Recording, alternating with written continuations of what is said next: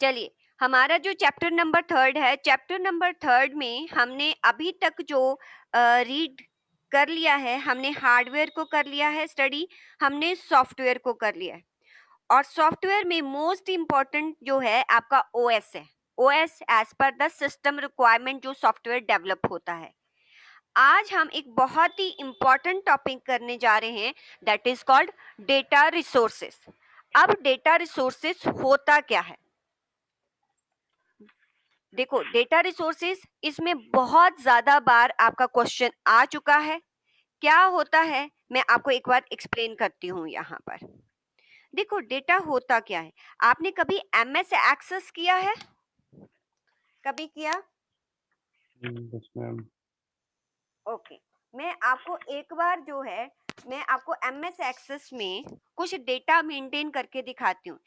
जब हम इसको करेंगे, प्रैक्टिकली करेंगे, सॉरी, प्रैक्टिकल करके जब हम थ्योरी इसकी स्टडी करेंगे तो आपको काफी इजी लगेगा इसको समझना। तो एक बार अगर किसी ने एमएस एक्सेस नहीं किया तो एक बार मैं आपको दिखा देती हूँ कि एमएस एक्सेस में क्या क्या होता है।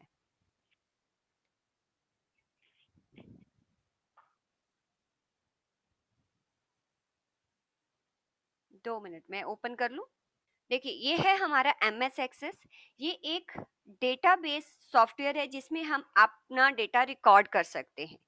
तो इसमें जो है डेटा रिकॉर्ड कैसे होता है, जैसे मैंने न्यू पर क्लिक किया, तो जैसे ही हम न्यू पर क्लिक करेंगे, अरे ये खुल क्यों नहीं रहा भाई, क्या आ रहा है, छोड़ो उसको। न्यू पर क्लिक करते हैं तो उसके बाद हमें एक वो स्क्रीन दिखाता है। स्क्रीन लड़की। मैं देख रही हूँ। चलो, मैं ऐसे ही बताती हूँ डेटा, क्योंकि ओपन नहीं है, नेक्स्ट क्लास में करेंगे। आपको बताती हूँ कि एमएस एक्सेस का पर्पस क्या होता है। देखो, एमएस एक्सेस में क्या होता है, हम डेटा स्टोर करते हैं। डेटा कैसे स्टोर करते हैं, उसमें हम एक टेबल बनाते हैं। मान लो कि मुझे अपनी ऑर्गेनाइजेशन का डेटा स्टोर करना है। अब ऑर्गेनाइजेशन का डेटा अगर मैंने स्टोर करना है तो ऑब्वियसली पहले मैं अपनी ऑर्गेनाइजेशन के जितने भी एम्प्लॉयज हैं उनका सारा डेटा इसमें रखूंगी। एम्प्लॉयज को मैं आइडेंटिफाई करने के लिए मैं उनको एक यूनिक आइडेंटिफिकेशन नंबर दूंगी, जिसको हम बोलते हैं एम्प्लॉय आईडी।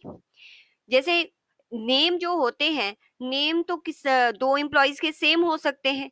तो आप अगर किसी भी एम्प्लॉय को सेपरेटली आइडेंटिफाई करना चाहते हो तो ऑब्वियसली उसको कोई आईडी देते हो, कोड देते हो। जैसे सीए है, सीए में आप लोगों ने इनरोल किया। अब सीए इंस्टीट्यूट में निश्चय नाम के तो बहुत सारे स्टूडेंट्स होंगे। अब उनको कैसे पता चले कि जब निश्चय ने इनरोल किया है हमारे यहाँ पर, जब सीए का फॉर्म फिलअप किया है, इसी वाले निश्चय ने किया, तो निश्चय को क्या मिलता है, एक एनआरओ नंबर मिल जाता है। तो मीन्स एनआरओ नंबर जो सीए इंस्टीट्यूट अलॉट कर रहा है अपने स्टूडेंट्स को, वो उनको आइडेंटिफाई करने के लिए अलॉट करता है, क्योंकि जो ये आईडी होगा वो सभी स्टूडेंट्स का यूनिक होगा। तो जैसे ही हम अपने ऑर्गेनाइजेशन का डेटा रखेंगे, अगर मुझे अपने सारे एम्प्लॉय को किसी यूनिक कोड के थ्रू आइडेंटिफाई करना है तो मैं उनको क्या दूंगी, एम्प्लॉय आईडी, फिर उनका नेम दूंगी, उनका एड्रेस। ऐसे में ये डेटा जो है वो स्टोर कर लूंगी, राइट। अब ये डेटा स्टोर तो हो गया। देखो, इस डेटा को स्टोर करने के लिए सबसे पहले मैंने एम्प्लॉय आईडी लिखा। ये एम्प्लॉय आईडी, एम्प्लॉय का नेम और उसका एड्रेस, ये क्या है, ये रिक्वायर्ड फील्ड्स हैं जो कि मैं अपने ऑर्गेनाइजेशन के डेटाबेस में रखूंगी।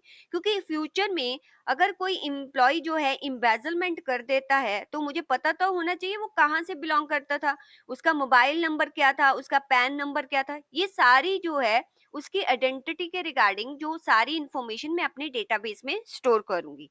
और एक ऑर्गेनाइजेशन पर ये ऑब्लिगेशन भी होती है कि वो अपने एम्प्लॉय का बैकग्राउंड चेक करे और उसके जो रिक्वायर्ड डॉक्यूमेंट है वो अपने पास रखे। तो वो एक डेटा बना के मैंने एक टेबल में स्टोर कर दिया। तो मेरी रिक्वायरमेंट क्या थी, employ ID, employ name, address, उसका मोबाइल नंबर। देखो, ये मेरी ऑर्गेनाइजेशन है, मैंने ये वाले फील्ड रखे हैं।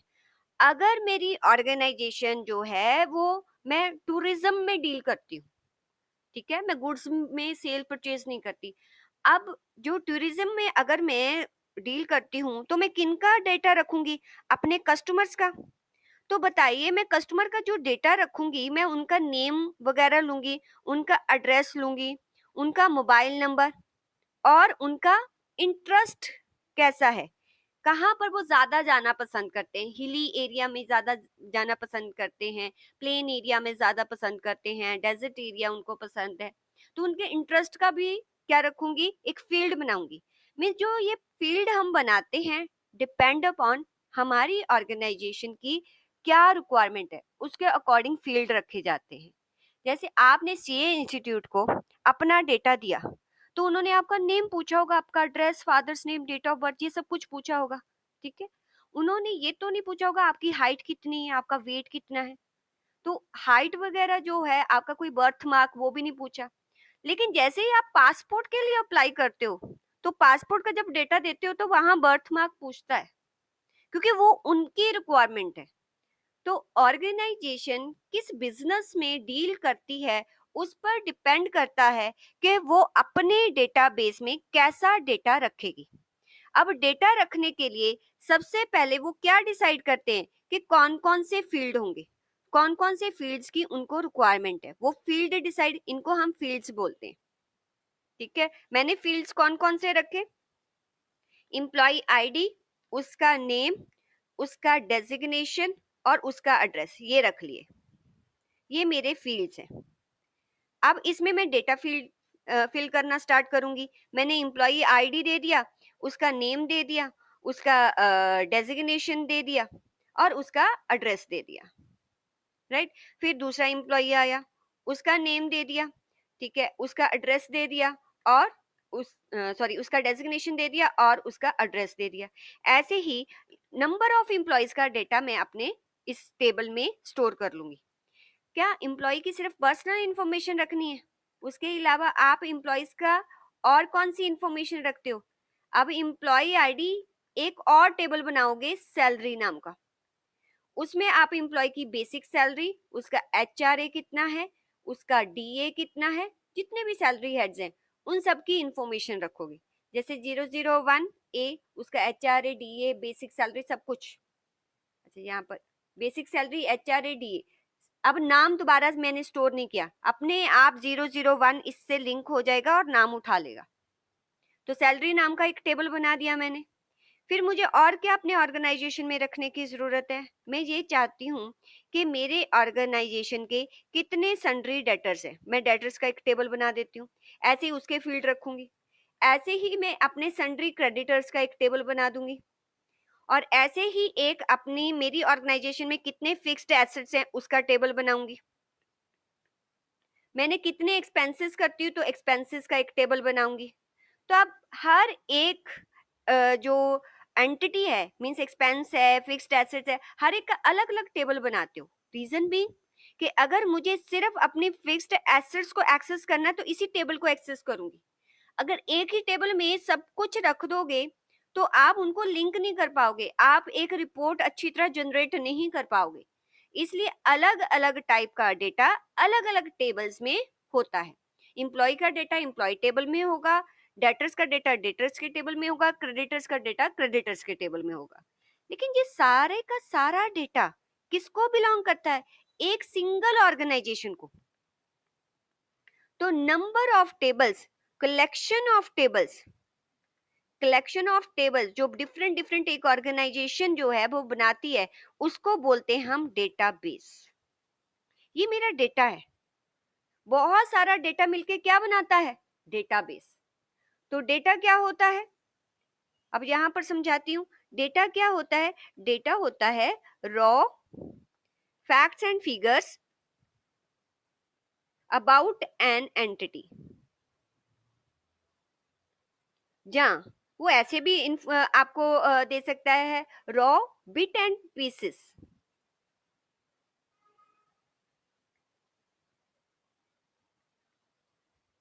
अबाउट एन एंटिटी, मीन्स किसी की भी रिगार्डिंग, जैसे इसने डेफिनेशन आपकी दी हुई है।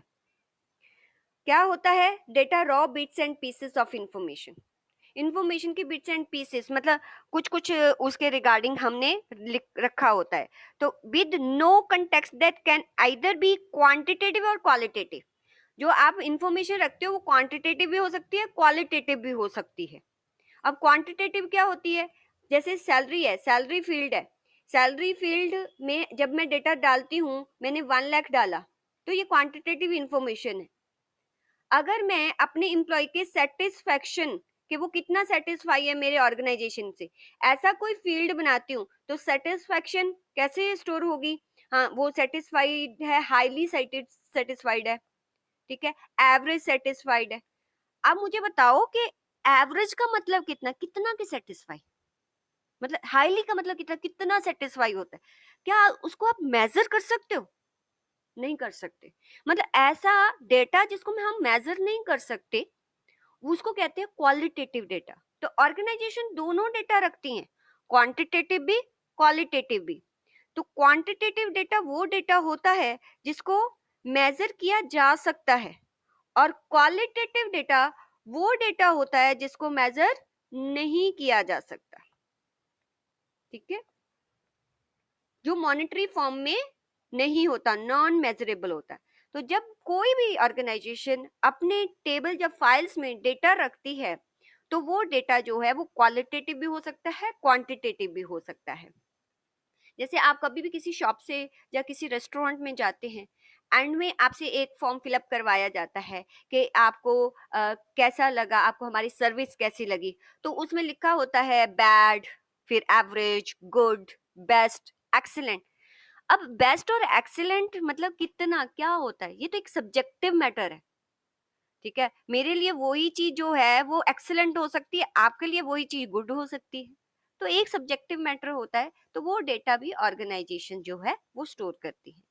तो एक्चुअल में डेटा क्या होता है? Data facts and figures about an entity या raw bits and pieces of information होते हैं, जो हम स्टोर करके रखते हैं। किस फॉर्म में? या तो हम टेबल की फॉर्म में स्टोर करेंगे, या हम फाइल की फॉर्म में स्टोर करेंगे।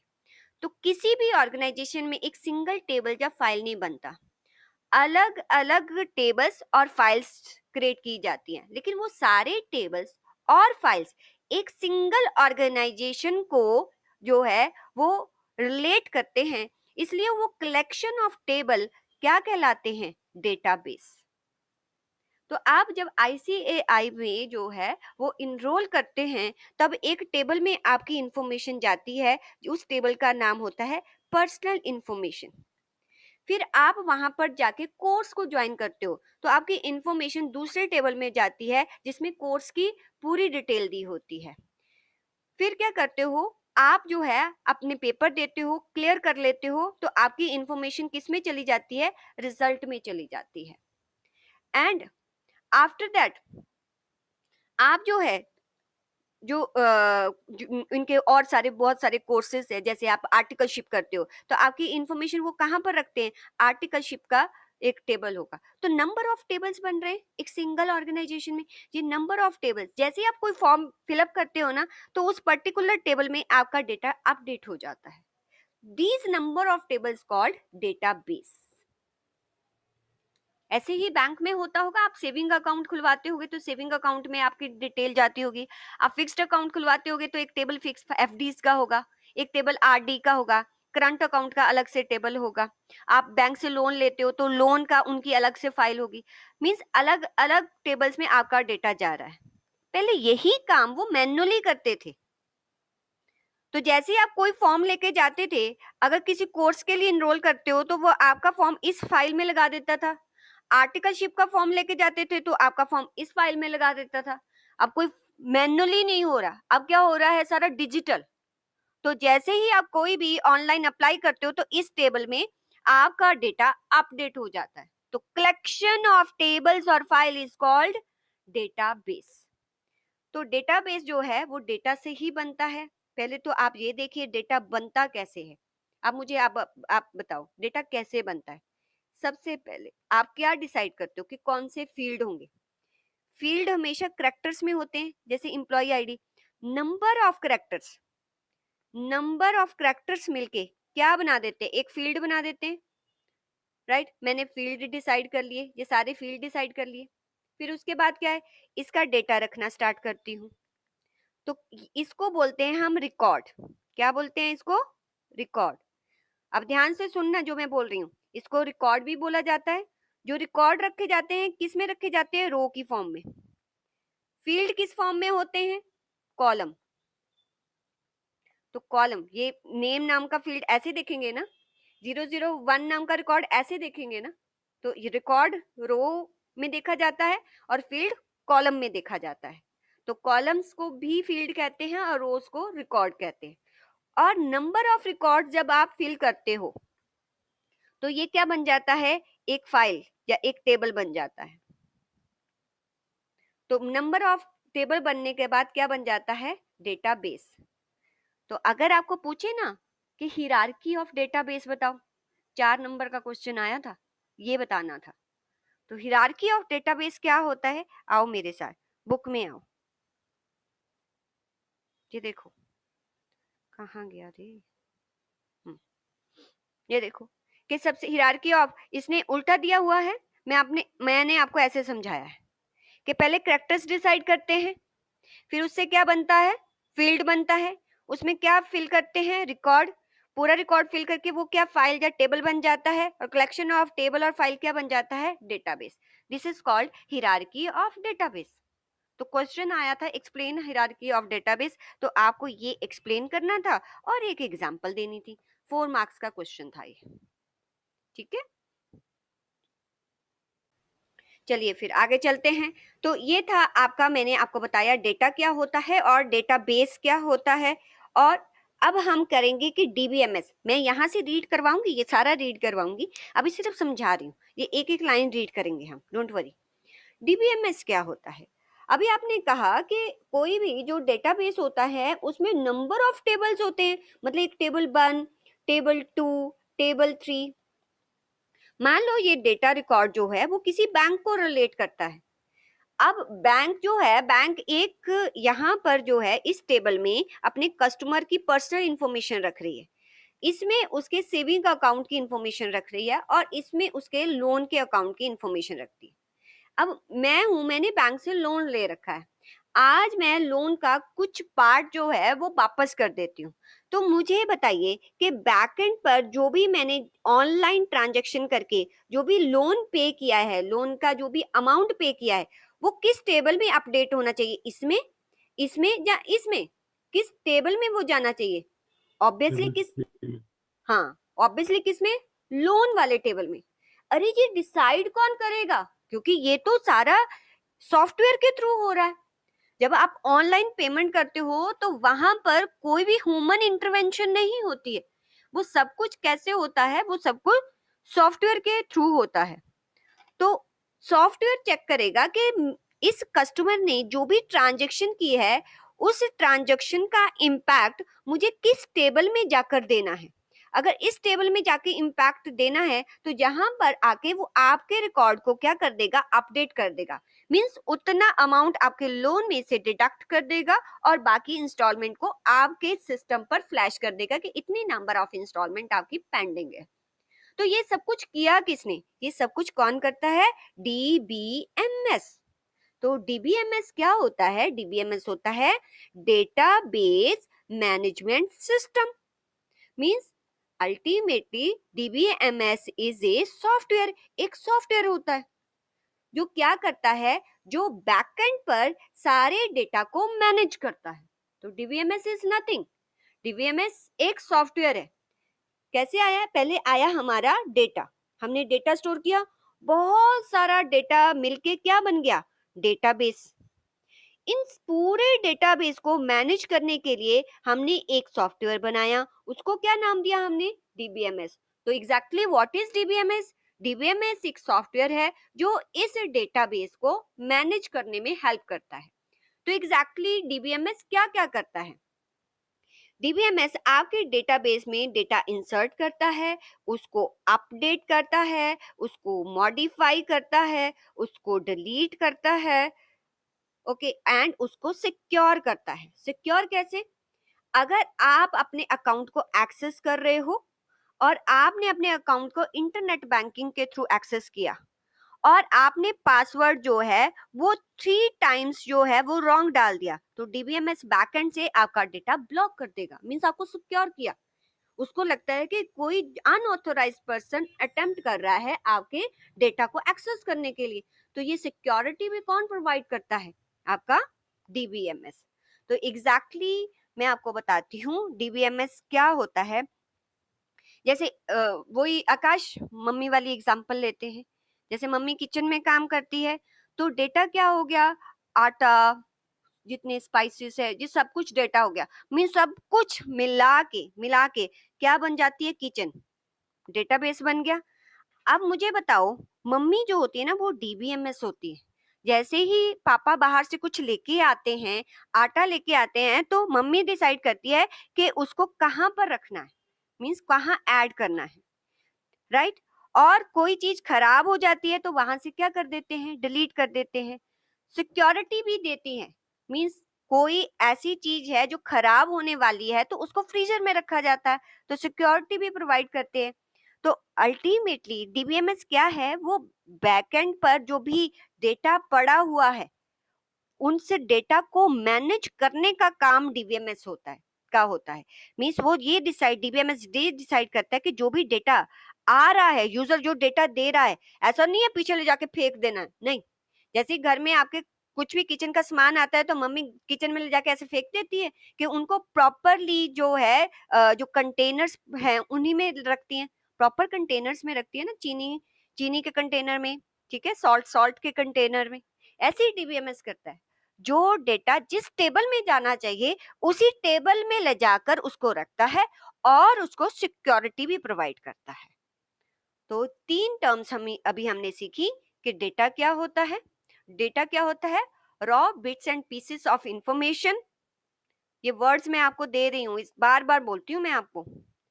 Bits and pieces of information, और क्या कह सकते हैं? Raw facts and figures about an entity, जो आपको आने ही चाहिए। फिर डेटाबेस क्या होता है? कलेक्शन ऑफ टेबल और फाइल्स, उसको क्या बोलते हैं? Database. Then what is DBMS? It is a program और यू कैन से और software that manage our data at backend. Backend पे जो हमारे डेटा को मैनेज करता है, और इसके फंक्शन क्या क्या है?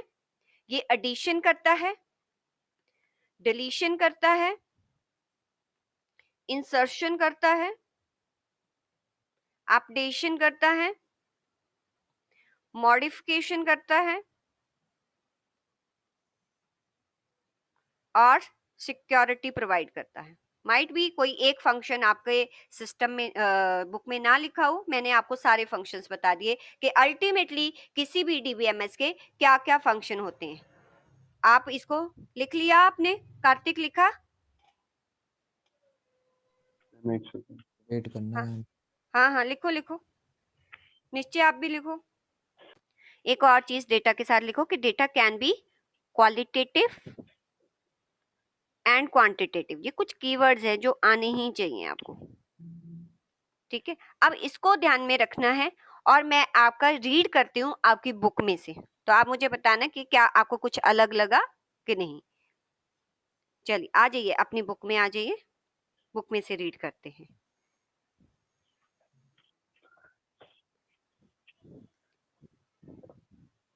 First of all, data. Data, plural term, datum, are raw bits and pieces of information with no context that can either be, कोई context नहीं होता, means उससे कोई decision making नहीं कर सकते, can either be quantitative और qualitative। quantitative भी हो सकता है, quantitative। फिर आपको define करना है what is quantitative। Quantitative data वो होता है जिसको हम क्या कर सकते हैं? मेजर कर सकते हैं, काउंट कर सकते हैं, जो कोई भी मैथमेटिकल कैलकुलेशन कर सकते हैं। और क्वालिटेटिव डेटा क्या होता है? कि जिसको हम मेजर नहीं कर सकते। आप एग्जांपल लिख लो, जैसे एम्प्लॉय की लॉयल्टी, ठीक है, जहाँ कस्टमर का सेटिस्फैक्शन, ये कुछ ऐसा डेटा है जो हम सेव तो करते हैं बट हम उसको मेजर नहीं कर सकते हैं, राइट। तो इतना आपने दो टर्म्स लिखनी है, क्वांटिटेटिव और क्वालिटेटिव। आप ये क्वालिटेटिव में डिफाइन कर देना। फिर उसके बाद डेटाबेस, बाकी उसने एग्जांपल दे रखी है, दैट्स इट। या ये कर सकते हो कि once we have put our data into context, aggregated और analysed, we can use to make decision. जब हम डेटा को किसी कंटेक्स्ट में डालते हैं, मींस कुछ प्रोसेस्ड कर देते हैं, उसको एनालाइज कर देते हैं, इकट्ठा कर लेते हैं, तो हम उससे क्या कर सकते हैं, तब हम उससे डिसीजन मेकिंग कर सकते हैं। अल्टीमेटली इस लाइन का मतलब क्या है, इस लाइन का मतलब है कि जब आप अपने डेटा को प्रोसेस करके इंफॉर्मेशन में चेंज कर देते हो, तब आप उस डेटा से क्या कर सकते हो, डिसीजन मेकिंग कर सकते हो। फिर उसने डिफाइन किया डेटाबेस। डेटाबेस क्या होता है, it is a collection of data, data files और टेबल्स, उसको हम क्या बोलते हैं, डेटाबेस। लेकिन वो कलेक्शन ऑफ टेबल और फाइल्स आपस में इंटरलेट होने चाहिए। जैसे सीए इंस्टीट्यूट, आपका कोर्स वाली फाइल, आपकी पर्सनल फाइल, आपकी आर्टिकलशिप फाइल, वो सारी टेबल आपस में इंटरलेटेड है। तो वो कलेक्शन ऑफ टेबल और फाइल्स मिलके क्या बनाते हैं, डेटाबेस। इस set of logically interrelated organised, अब लॉजिकली तो आई गई, वो टेबल जो डेटा है बैकएंड पे डिजिटल फॉर्म में है, उसको फिजिकली तो अटैच नहीं कर सकते, बैकएंड में एक लॉजिक के थ्रू अटैच किया जाता है। Logically interrelated organized collection of data is referred to as database, उसको क्या बोलते हैं हम, database. They store both operational data and non operational data. Operational data वो होता है जो हमारे डे टू डे यूज में आता है।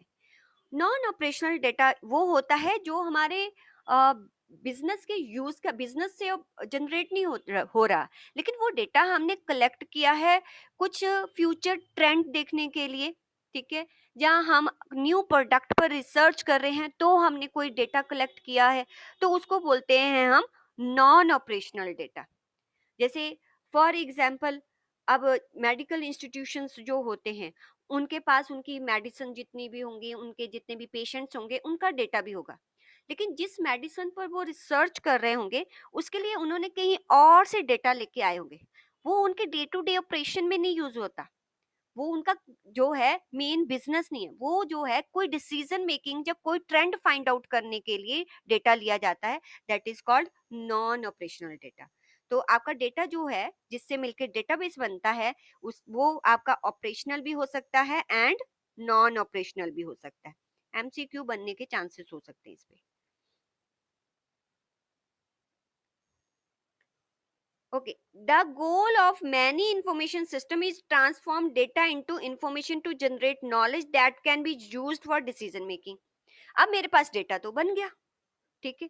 अब डेटा जो है, उस डेटा को, जैसे टैली, टैली मैंने आपको करवाया ना, दिखाया था, आपने मेरी क्लास देखी थी।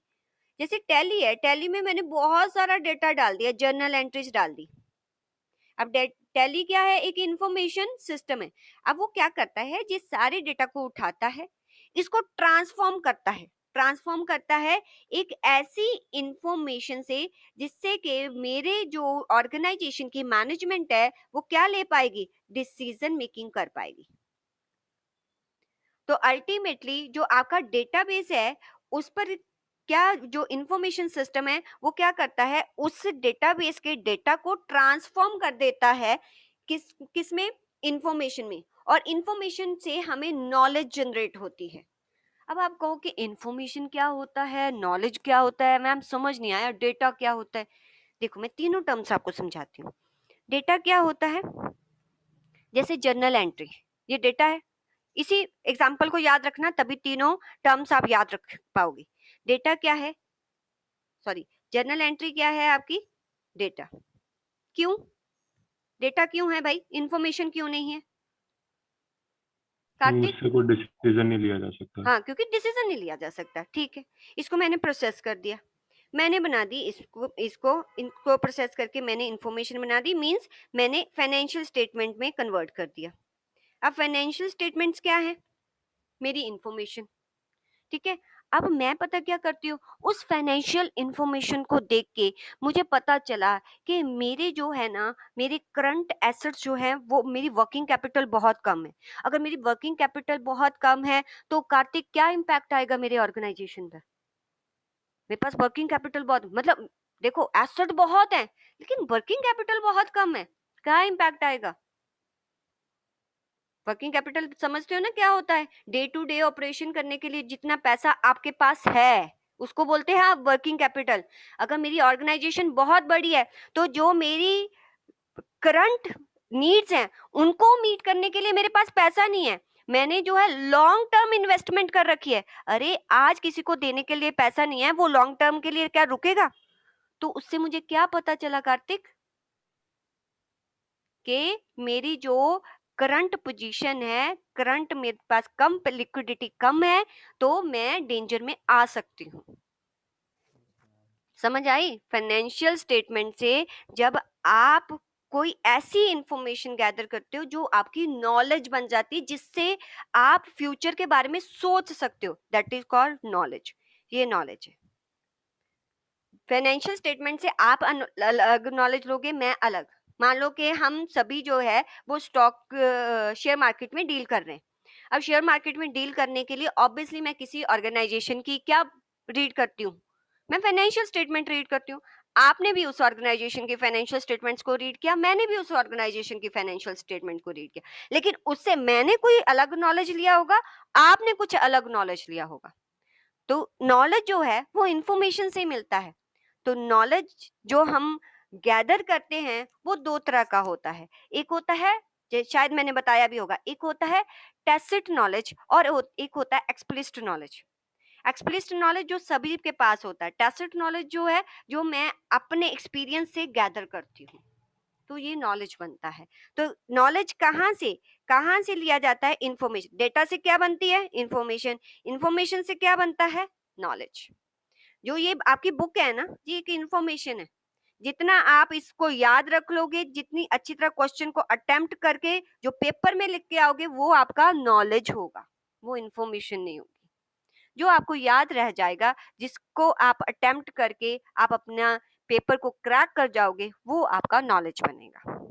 ठीक है। फाइनेंशियल स्टेटमेंट तो सबकी सारी ऑर्गेनाइजेशन की पब्लिश होती है। किसी फाइनेंशियल स्टेटमेंट को रीड करके मैनेजमेंट ने अपनी कंपनी के लिए बहुत अच्छा डिसीजन मेकिंग लिया, तो वो उसका नॉलेज बन जाता है। तो this is the difference between information and knowledge. तो अब इस लाइन को दोबारा से रीड करो, दोबारा से।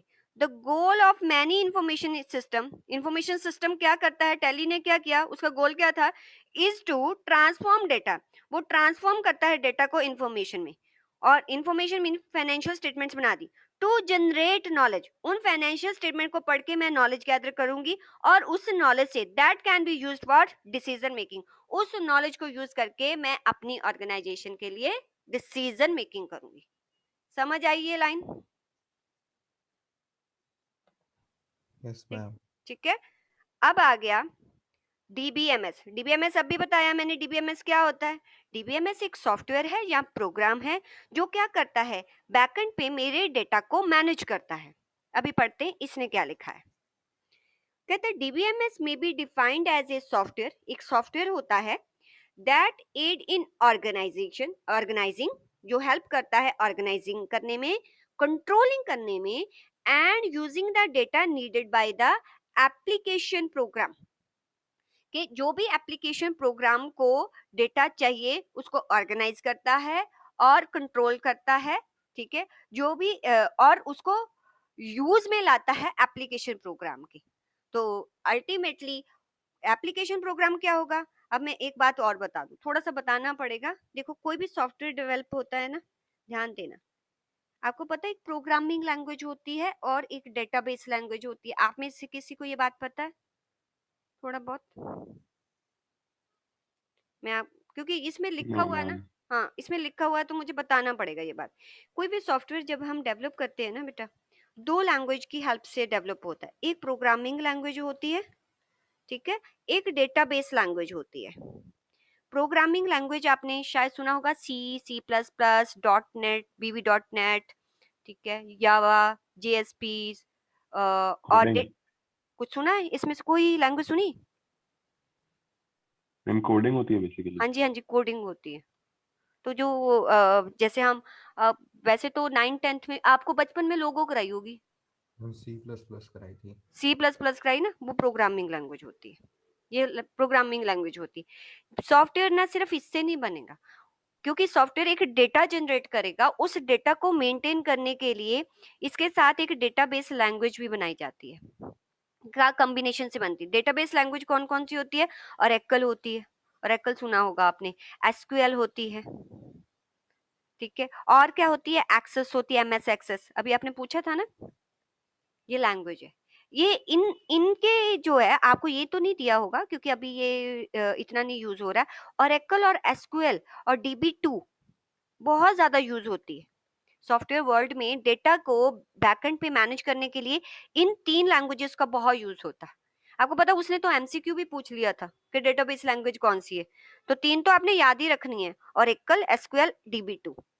तो इन दो, एक प्रोग्रामिंग और एक डेटाबेस लैंग्वेज। प्रोग्रामिंग लैंग्वेज क्या करता है? वो मुझे सिर्फ इंटरफेस प्रोवाइड करता है। जैसे आप सीए की साइट खोलते हो ना, जो आपको इंटरफेस दिखता है, फिर सीए के लिए इनरोल करते हो, जो आपको वो फॉर्म दिखा, जो वो फॉर्म दिखता है, वो ये वाली लैंग्वेज प्रोवाइड करती है। अब क्या होता है कि उस फॉर्म में जो आप डेटा फीड करते हो, जैसे वो आप सबमिट करते हो, तो वो क्या करता है, वो जो प्रोग्रामिंग लैंग्वेज है, उसको ले जाके आपके डीबीएमएस मतलब बैकएंड पे वो इस वाली लैंग्वेज को दे देती है। ये वाली लैंग्वेज बैकएंड पे क्या करती है कि उस डेटा को मैनेज करके रखती है। तो अल्टीमेटली प्रोग्रामिंग लैंग्वेज आपको इंटरफेस प्रोवाइड करती है और प्रोसेसिंग करती है, और डेटाबेस लैंग्वेज आपके बैकएंड पे डेटा को मेंटेन करती है। तो दो लैंग्वेज के कॉम्बिनेशन से सॉफ्टवेयर बनता है। तो जो एप्लीकेशन प्रोग्राम है, मीन जो इंटरफेस है, उसको कोई भी जो डेटा जो ऑर्गेनाइज करना, कंट्रोल करना, उसका कैसे यूज करना, उसमें हेल्प कौन करता है उसको डीबीएमएस। उसको कौन हेल्प करता है? डीबीएमएस। इस लाइन का मतलब ये है। नेक्स्ट क्या लिखा हुआ है? मतलब मैम, डीबीएमएस जो होता है वो डेटाबेस लैंग्वेज से बनता है। हाँ जी, डीबीएमएस डेटाबेस लैंग्वेज से बनेगा, और जो फ्रंट आपको दिखाई देता है किसी भी सॉफ्टवेयर का, वो किसी प्रोग्रामिंग लैंग्वेज से बनता है। ठीक है, तो दो लैंग्वेज के कॉम्बिनेशन से सॉफ्टवेयर डेवलप किया जाता है। ओके, नेक्स्ट देखो, नेक्स्ट लिखा है, they provide the they provide the facility to create maintain a well organized database। Means DBMS help करता है एक वेल ऑर्गेनाइज्ड डेटाबेस। अब मम्मी किचन में देखो, किचन कितना वेल ऑर्गेनाइज्ड होता है, हर चीज अपनी जगह पर पड़ी होती है। कभी मम्मी अपने आपके नानी हाउस चली जाए, देखो किचन का क्या हाल हो जाता है। तो डीबीएमएस में ऐसी शक्ति है कि वो उस डेटाबेस को वेल ऑर्गेनाइज्ड करके रखता है। These systems are primarily used to develop and analyze single user database and are not meant to be shared across network or internet, but are instead installed on a device and work within a single user at a time। अभी इसने बताया कि जो database है, जो अभी ये बता रहा है कि प्राइमरली है, मतलब हम अपने एक सिंगल सिस्टम में अपने डेटाबेस को रखना चाहते हैं। पर बहुत सारे ऑपरेशन तो ऐसे होते हैं कि हम नेटवर्क के थ्रू एक्सेस करते हैं। अब नेटवर्क के थ्रू एक्सेस करने के लिए अलग सॉफ्टवेयर की जरूरत होती है,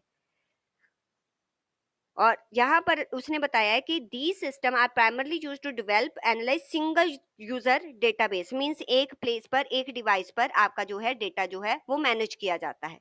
कहते various operation that can be performed on this file include, ये वही है फंक्शंस।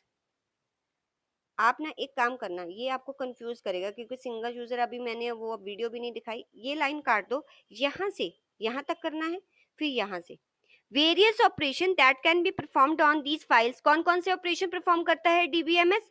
अभी बताया ना, deleting, adding, inserting, modifying, retrieving, quarrying, ये सब सारे ऑपरेशंस लिखे हुए हैं।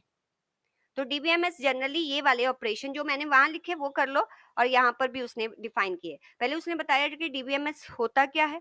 एक सॉफ्टवेयर होता है जो हेल्प करता है एप्लीकेशन प्रोग्राम की कोई भी डेटा ऑर्गेनाइज और कंट्रोल करने के लिए, उसको वेल ऑर्गेनाइज्ड वे में रखने के लिए। फिर उसके ये फंक्शंस उसने बता दिए हैं। फिर वो बताएगा कि अल्टीमेटली जो हमारे commercially database management system available हैं वो कौन कौन से है। ओरेकल है, एसक्यूएल सर्वर है, माई एसक्यूएल है और DB2, ये बहुत ज्यादा फेमस है। जबकि माइक्रोसॉफ्ट एक्सेस ये भी है, ठीक है, ये पर्सनल सिंगल यूजर सिस्टम के लिए ये यूज होते हैं। अगर इंटरनेट के थ्रू एक्सेस करना हो तो मोस्टली ये वाले यूज होते हैं। तो आपने कितना याद रखना है, मैंने अब आपको बता दिया है।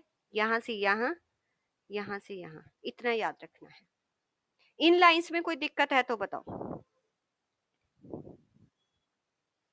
टिक करते जा रहे हो ना मेरे साथ? हाँ जी मैम। एक्सेस में हाँ बोलो। मैम एमएस एक्सेस जो होता है वो डीबीएमएस होता है। यस, वो DBMS है। आपका एक्सेल DBMS नहीं है।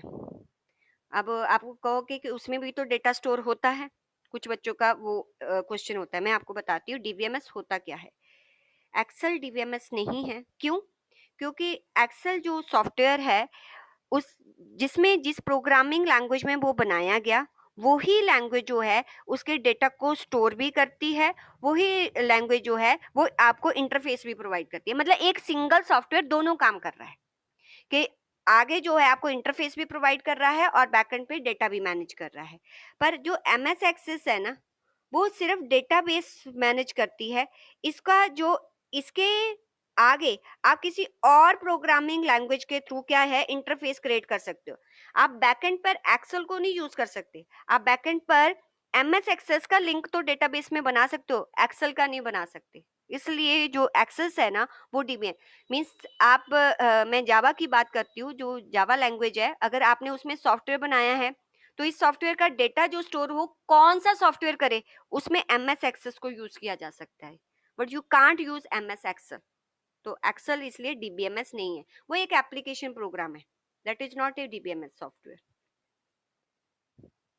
मैम मतलब एमएस एक्सेस का डेटा वो बना सकता है जावा। हाँ, जावा जावा जो है एक आपको इंटरफेस देगा। जैसे मान लीजिए आपका जो CA इंस्टीट्यूट है उसका जो सॉफ्टवेयर बना वो जावा और एक्सेस के, वैसे एक्सेस इतना हैवी डेटा नहीं सपोर्ट करता। जो स्मॉल ऑर्गेनाइजेशन है उसमें तो एक्सेस लग जाएगा, बिग ऑर्गेनाइजेशन में जो है वो ओरेकल या SQL ही चलता है। अगर आपकी छोटी मोटी कंपनी है तो एक्सेस डेटाबेस जो है वो हैंडल कर लेता है, पर बिग ऑर्गेनाइजेशन का नहीं कर पाता। तो आप मान लीजिए कि ICI छोटी सी ऑर्गेनाइजेशन है, मानने में क्या जाता है। तो आपने जो आपको इंटरफेस दिया, उसने जो पहला पेज आपका खुलता है एप्लीकेशन फॉर्म, वो जावा देगा। जैसे ही आप उसमें अपने फील्ड जो है फिल कर दोगे, सबमिट कर दोगे, जैसे ही सबमिट करोगे वो एप्लीकेशन प्रोग्राम आपका डेटा ले जाकर MS एक्सेस को दे देगा और MS एक्सेस उसको अपने में स्टोर कर लेगा। जैसे ही आप एक्सेस करोगे मीन्स अपना प्रिंट आउट निकालोगे, तो फिर वो पीछे जाएगा, MS एक्सेस से डेटा लेगा और आपको दे देगा। तो ऐसे होता है। तो MS एक्सेस किसी की और प्रोग्रामिंग लैंग्वेज के साथ कोऑर्डिनेट करके एक सॉफ्टवेयर डेवलप कर लेती है। सिंपल लैंग्वेज में तो बेटा मैं ऐसे ही समझा सकती हूँ। आकाश पता चला? Yes ma'am. बताओ ICI क्या क्या करवाता है। अब बच्चे ने कभी की नहीं प्रोग्रामिंग लैंग्वेज, समझानी मुश्किल तो हो ही जाती है। चलिए ठीक है। डेटाबेस मॉडल, अब मॉडल मैंने आपको बता दिया डेटाबेस का मॉडल कैसे बनता है। पहले क्या बनते हैं अभी पढ़ लिया ना, कैरेक्टर, फिर फील्ड, उसमें रिकॉर्ड जाएंगे, पूरा टेबल बनेगा और कलेक्शन ऑफ टेबल क्या बन जाएगा, डेटाबेस। एक एग्जांपल आप कोट कर देना, जरूरी नहीं ये एग्जांपल ही रखनी है, आप अपनी भी कोई भी एम्प्लॉय की एग्जांपल दे सकते हो। अब आता है प्रोमिनेंट डेटाबेस मॉडल्स आर। अब ये है हिरार्की ऑफ डेटाबेस। क्वेश्चन आएगा हिरार्की ऑफ डेटाबेस, ये लिखना है। आपको आएगा कि एक्सप्लेन डेटाबेस मॉडल, ये मत लिखाना।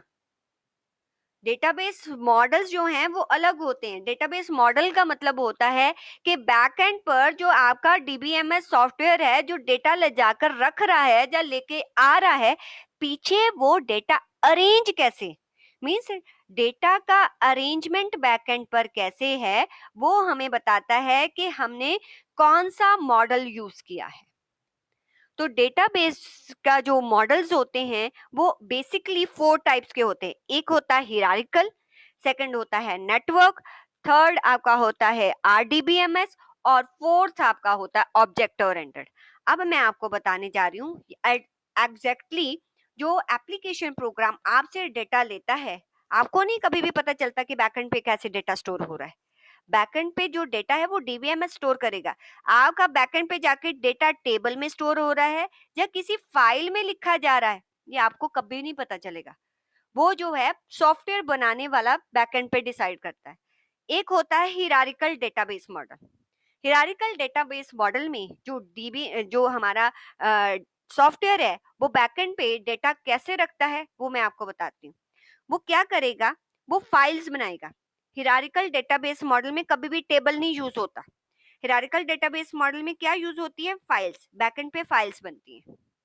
अब जैसे कंपनी है, कंपनी का डेटा रखना है तो वो क्या करेगा, एक कंपनी की फाइल बनाएगा मेन, फिर उसके साथ 3 फाइल्स को अटैच करेगा।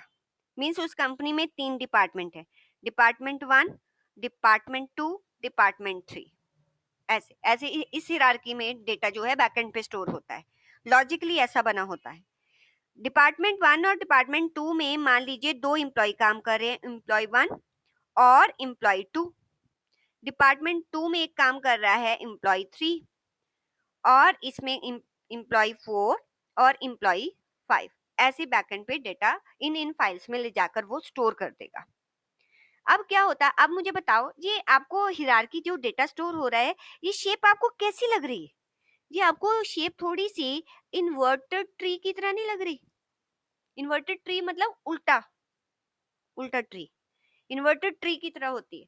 इसको जो पहली फाइल बनाता है हमारा बैकएंड पे डेटा स्टोर करने के लिए, वो उसको बोलते हैं हम पेरेंट रूट। ठीक है, ये पेरेंट होता है, बाकी सारे इसके बच्चे होते हैं, ये चाइल्ड नोड्स होती हैं।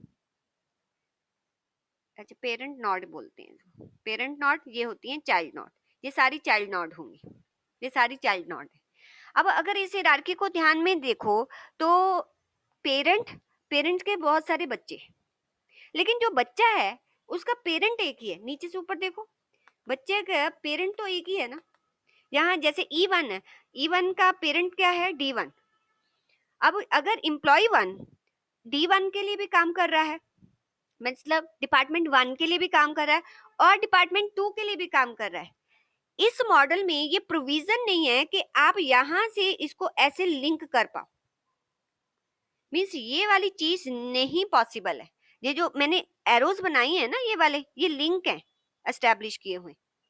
आप देखो इस लिंक को हम कैसे बोलते हैं, डेटाबेस लैंग्वेज में इसको कैसे बोला जाता है, इसको बोला जाता है जैसे ये एक पेरेंट है, एक पेरेंट के जैसे 3 बच्चे हैं, तो यहाँ पर 1 है, यहाँ पर बहुत ज्यादा है मैनी।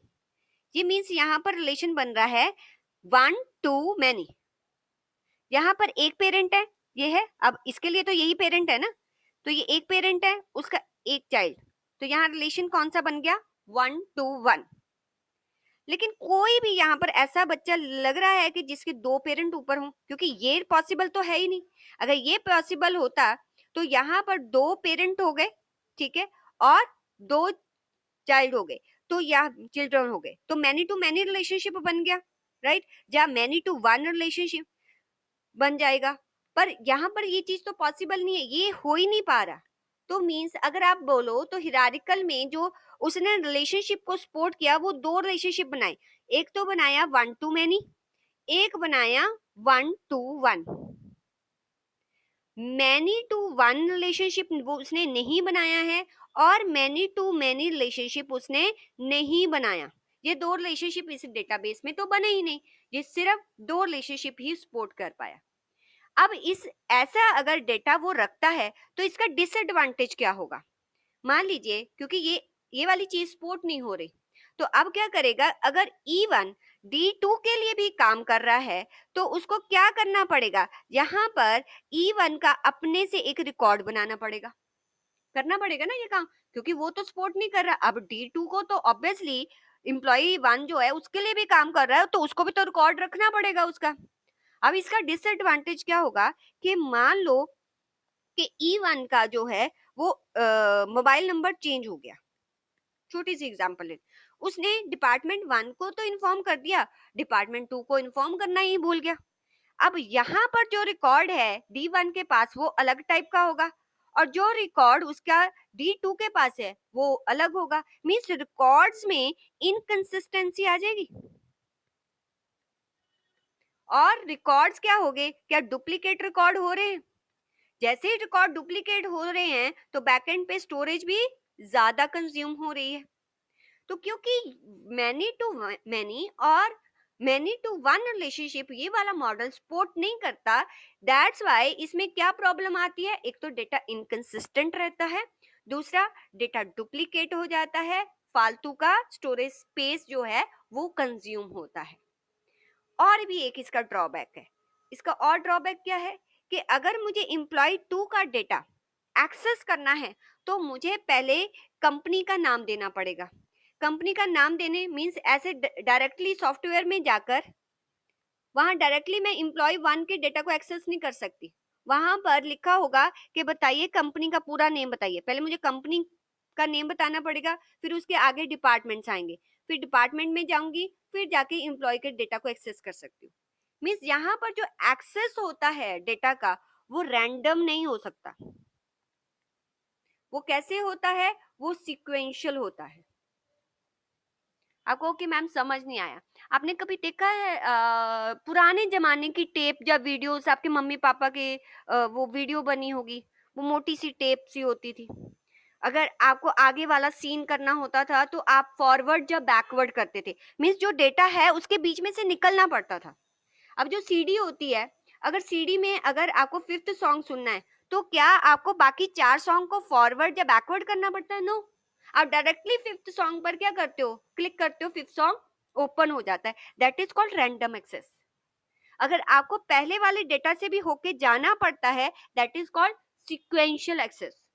तो जो हिरारिकल डेटाबेस होता है उसमें सीक्वेंशियल एक्सेस था, उसमें डुप्लीकेसी था, उसमें इनकंसिस्टेंसी था, स्टोरेज का वेस्टेज था, दो ही टाइप का रिलेशनशिप सपोर्ट करता था, और मैनी टू वन और मैनी टू मैनी को नहीं सपोर्ट करता था। ये इसके डिसएडवांटेजेस थे। तो ये आपका डेटा जो है वो कैसे अरेंज करता है, एक हिरारिकल वे में अरेंज करता है। आप ये कह सकते हो कि एक इन्वर्टेड ट्री की फॉर्म में अरेंज करता है। तो ये क्या है, बैकएंड पे आपका जो एप्लीकेशन प्रोग्राम के बैक पे जो डेटाबेस है वो कैसे अरेंज हो रहा है। एक बार पढ़ के दिखाऊं यहाँ से, चलो पढ़ते हैं। कहते हैं इन दिस रिकॉर्ड्स, जिनको हम क्या बोलते हैं, नोड्स, लॉजिकली ऑर्गेनाइज्ड इनटू ए हिरार्की, एक हिरार्की में अरेंज होते हैं, of relationship in an inverted tree pattern, एक इन्वर्टेड ट्री पैटर्न जैसा बन जाता है इसमें।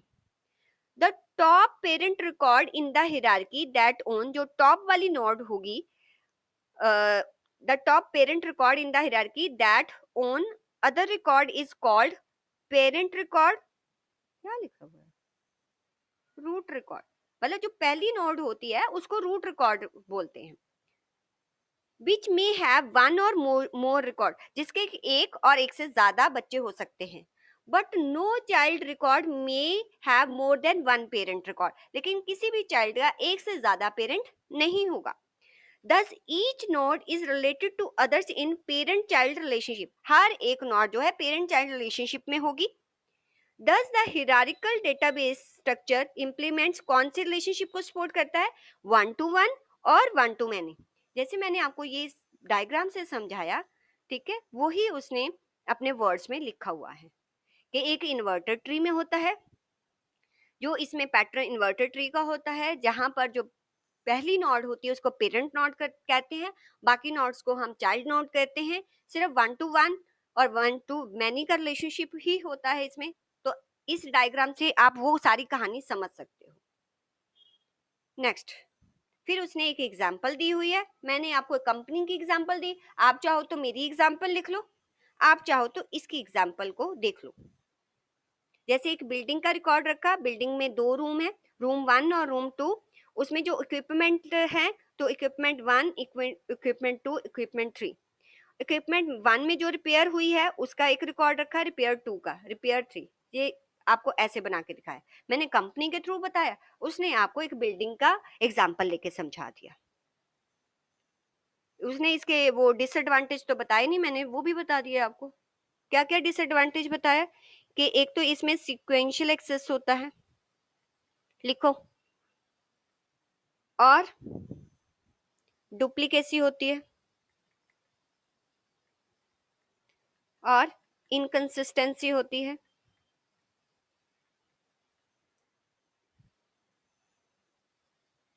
वेस्टेज ऑफ स्टोरेज होता है। ठीक है, तो ये भी इसके डिसएडवांटेज है, क्योंकि देखो कोई और मॉडल आएगा क्यों? अगर हमारे लास्ट के पीछे वाले मॉडल में कोई ना कोई खामी होगी, उसके कोई लिमिटेशंस होगी, तभी तो दूसरा मॉडल आएगा। अब हमें कैसे पता चलेगा? अब नेक्स्ट मॉडल वो बता रहा है, नेटवर्क मॉडल, भाई क्यों आया? उसको बताना चाहिए था कि इसमें क्या प्रॉब्लम थी, उसने बताया ही नहीं है। तो आप खुद समझ सकते हो कि ये इसकी प्रॉब्लम थी, तो ऑब्वियसली कोई और मॉडल आया होगा। तो कोई और मॉडल इन कमियों को दूर करने के लिए कौन सा मॉडल आया? Network database model. ये कोई नया मॉडल नहीं था। इसने क्या किया? इसने हिरारिकल डेटाबेस जो था, जो ये वाला हमारा मॉडल था, इसी में ही थोड़े से चेंजेस कर दिए। उसने कहा कि इसमें आपको पता है कि क्या क्या कमियां हैं। हमने कहा ठीक है, इसमें कमी क्या थी कि जैसे एक कंपनी है, उसके 2 डिपार्टमेंट्स हैं, राइट? इसमें जो है एम्प्लॉय 1 और एम्प्लॉय 2 काम करते हैं, उनका रिकॉर्ड रख दिया, इसमें एम्प्लॉय 3 करता है। कमी क्या थी कि अगर एम्प्लॉय 1 मेरा एम्प्लॉय 2 के लिए काम करता था, तो ये जो है लिंक नहीं बना पाता था। तो कोई बात नहीं, मैं इसको दूर कर देता हूँ। उसने इसको यहाँ पर ये लिंक भी बन गया। अब मेरी बात बताओ बच्चे, क्या ये 1 to 1 का रिलेशनशिप सपोर्ट कर रहा है? ये 1 to 1 का रिलेशनशिप पहले सपोर्ट करता था, अब भी करेगा। क्या 1 to many, मतलब जो 2 रिलेशनशिप ऊपर वाला मॉडल सपोर्ट करता था, उसको तो करेगा ही करेगा। अब मेरी बात सुनो, ये क्या है? एक ही बच्चा है, ठीक है, इसके 2 पेरेंट हैं, D1 और D2, और D1 D2 के D1 के भी 2 बच्चे हैं, और D2 के भी 2 हो गए, तो मैनी टू मैनी रिलेशनशिप भी तो हो गया। अगर मैनी टू मैनी बन गया, तो मैनी टू 1 तो बनाने की कोई मुश्किल ही नहीं है। तो मीन्स जो भी हिरारिकल डेटाबेस मॉडल में कमियां थी, उसको नेटवर्क डेटाबेस मॉडल ने क्या किया? उसको दूर कर दिया। उसने सिर्फ हिरारिकल डेटाबेस मॉडल में थोड़े से चेंजेस किए, और कुछ नहीं। उसी को उठाया और उसी में चेंजेस कर दिए। इट मींस आप ये कह सकते हो कि नेटवर्क डेटाबेस मॉडल में भी जो मेरा डेटा स्टोर होता था, वो in the form of file store होता था।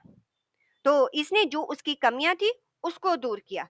बट अभी भी कमी और क्या रह गई? देखो, है तो इन्वर्टेड ट्री ना, तो इसमें भी जो एक्सेस होता था, इसमें भी सीक्वेंशियल एक्सेस होता था।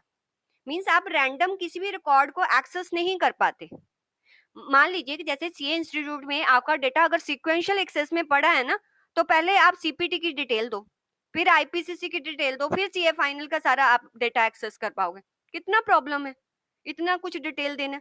अब क्या है, सीए फाइनल का आप वहां पर पूरा दिया होता है ना, एक बटन्स बने होते हैं कि सीए फाइनल का आपने एक्सेस करना, सीए इंटर का करना, या सीपीटी का करना।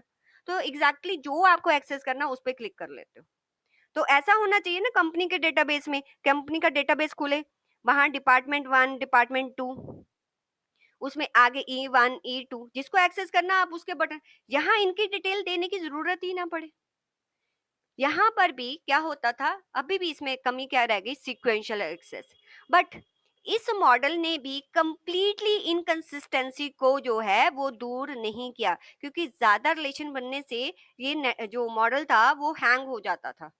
तो इसलिए कंप्लीटली इनकंसिस्टेंसी को भी इसने दूर नहीं किया। तो ये था आपका नेटवर्क डेटाबेस मॉडल। बस कितना याद रखना है, ये चीज बन गई, ये चारों सपोर्ट करने शुरू कर दिए। लेकिन डेटा किस फॉर्म में होता था? फाइल्स की फॉर्म में। चलिए मेरे साथ पढ़िए। Network model is a variation on the hierarchical model, उसी का वेरिएशन था। To the extent that it is built on the concept of a multiple branches emanating from 1 to more nodes, मतलब मल्टीपल ब्रांचेस अब उसने बना दी। देखो, एक तो ये ब्रांच है, एक ये ब्रांच है। While the model differs from the hierarchical model in that branches can be connected to multiple node, नीचे से ऊपर multiple node से कनेक्ट होना शुरू हो गई। The network model can represent redundancy in data more efficiently than in the hierarchical. Redundancy क्या होता है? डुप्लीकेसी। मतलब ऑब्वियसली अगर हम E1 का डेटा एक प्लेस पे पड़ा है, दूसरे के साथ भी कनेक्ट कर देंगे तो उसने उसको अच्छी तरह मैनेज कर लिया ना, तो वो ही बोल रहा है ये। The network database structure views all records in set wherein each set is composed to an owner record. हर एक का एक owner record होता था और 1 और 2 member record, मतलब एक से ज्यादा child होते थे। Thus allow the network model to implement. अब क्या इसने अलाउ कर दिया कि मैनी टू वन का रिलेशनशिप और मैनी टू मैनी, जो ऊपर नहीं पॉसिबल होता था, दो जो ऊपर वाले दो थे वो तो कर ही रहा है, ये apart from that in relationship को भी उसने सपोर्ट करना स्टार्ट कर दिया। अब जो मैंने एग्जांपल दी है वो ही लिख लो, या आप इसकी एग्जांपल कर सकते हो। ठीक है, मुझे लगता है कि बेटर है आप कंपनी की एग्जांपल ले लो कि कंपनी है, दो डिपार्टमेंट है, आपको एग्जांपल एक्सप्लेन करनी होगी। अगर पेपर में आएगा तो आपको ये एग्जांपल एक्सप्लेन करनी पड़ेगी वहां पर। मैम एक बार इनकी वाली एग्जांपल समझा दो। हाँ, इनकी वाली देख लो। इनके वाले में क्या है कि उसने क्या किया है, देखो इसने यहाँ पर इसके आगे कंटिन्यू किया है, ये वाला नीचे आपको लगाना है, इसके आगे कंटिन्यू किया है, ऊपर वाला सेम रहेगा। ठीक है ना, देखो क्या किया है, repair vendor 1, repair vendor 2, repair vendor 3, repair vendor 4। अब रिपेयर वेंडर 1 का इनवॉइस है, इक्विपमेंट 1 है, ठीक है। रिपेयर वेंडर 2 का इनवॉइस 2, 3, इसमें यहाँ पर ये है मल्टीपल, ये वाला एक्सप्लेन कर, मतलब एक वेंडर है आपका, ठीक है, आपके इक्विपमेंट 7 और इक्विपमेंट 8 जो है, इक्विपमेंट 7 और इक्विपमेंट 8 जो है उसको जो है आपका वेंडर 4 भी उसके साथ डील कर रहा है और आपका उसके साथ वेंडर 3 भी डील कर रहा है। मीन्स वेंडर 3 को भी इक्विपमेंट 7 की इंफॉर्मेशन रखनी पड़ेगी और वेंडर 4 को भी आपके इक्विपमेंट 7 की इंफॉर्मेशन रखनी पड़ेगी। अगर इसी की इंफॉर्मेशन रखनी है तो वो क्या करेगा, इसके साथ जब इनवॉइस जनरेट होगी तो इसी का डेटा इसको भी प्रोवाइड कर देगा और इसी का डेटा इसको भी प्रोवाइड कर देगा। मींस वेंडर 3 को हम अलग से कोई फाइल बना के नहीं देंगे, ऐसे एक्सप्लेन किया है उसने।